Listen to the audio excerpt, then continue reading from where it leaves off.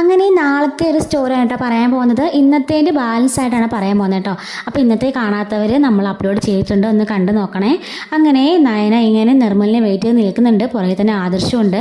അപ്പോഴേക്കും അബി ഇങ്ങനെ ഫോൺ എടുത്തിട്ട് നിർമ്മലിനോട് എത്രയും പെട്ടെന്ന് നീ എസ്കേപ്പ് ആയിക്കോ, അവിടെ ആദർശമുണ്ടെന്ന് ഇങ്ങനെ പറയുന്നുണ്ട്.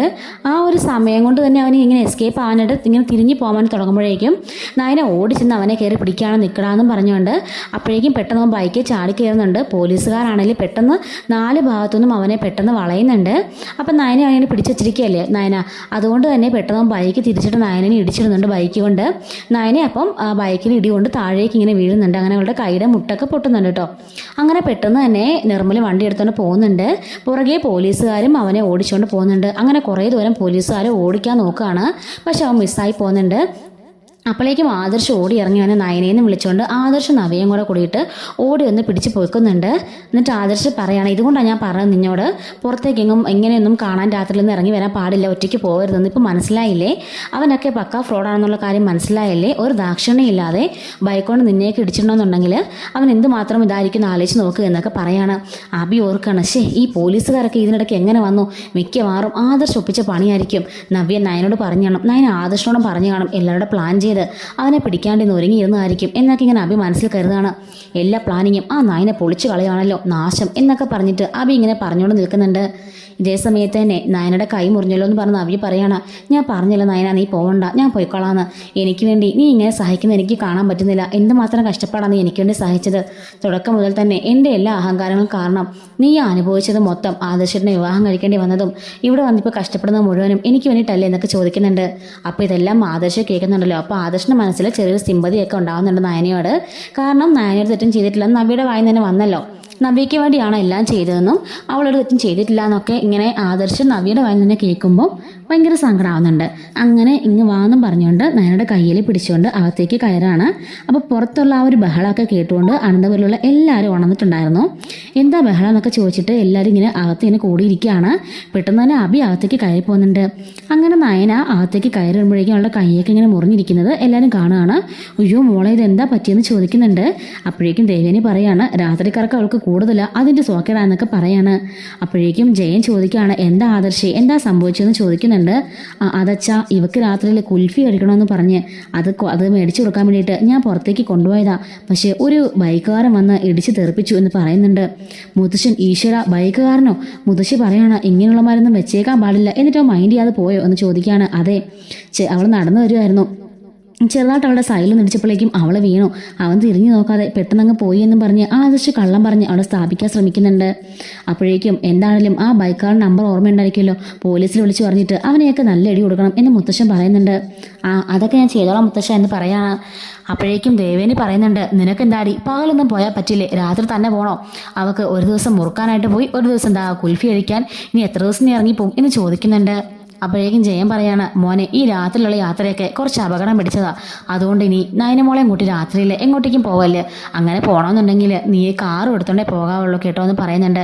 ശരി അച്ഛാന്ന് പറഞ്ഞിട്ട് നയനയും കൂട്ടിക്കൊണ്ട് അകത്തേക്ക് പോകുമ്പോഴും ആ ജയൻ പറയുന്നുണ്ട്, അവളുടെ കയ്യിൽ മരുന്ന് വെച്ച് പുറത്തേക്ക് കൊടുക്കുമെന്ന് പറയാണ്. ശരി അച്ഛാന്ന് പറഞ്ഞിട്ട് നയനയും കൂട്ടിക്കൊണ്ട് ആദർശ അകത്തേക്ക് കയറി പോവാണ്. അങ്ങനെ ദേവേനി പറയുന്നുണ്ട്, ഓരോരോ പരിഷ്കാരങ്ങൾ, രാത്രിയിലേ അവൾക്ക് പോകാൻ പറ്റുള്ളൂ, നൈറ്റ് ഡ്രൈവും അതും ഇതെന്നൊക്കെ പറയുന്നുണ്ട്.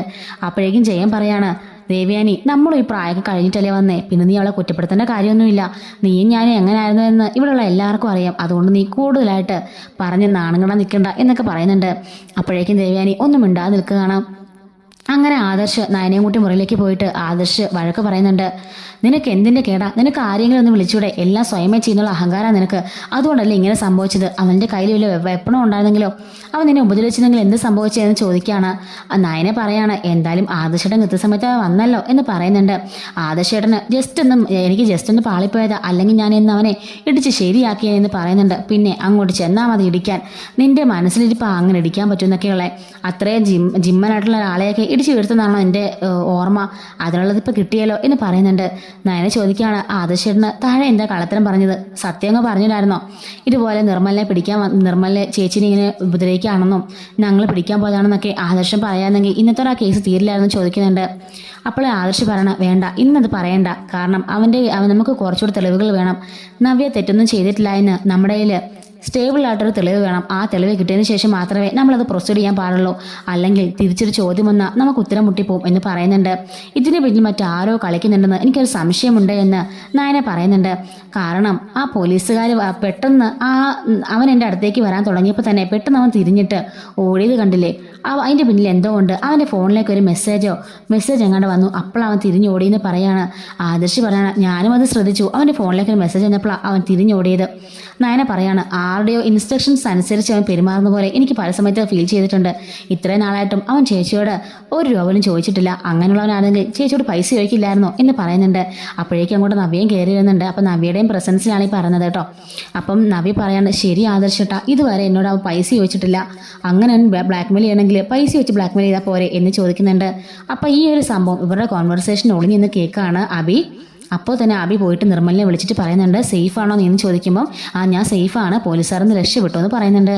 അബി പറയാണ്, അവർ ഇതുപോലെ പറഞ്ഞു, അതുകൊണ്ട് നീ വിളിച്ചിട്ട് ഒരു 5 ലക്ഷം രൂപ ചോദിക്കുക എന്ന് പറയുന്നുണ്ട്.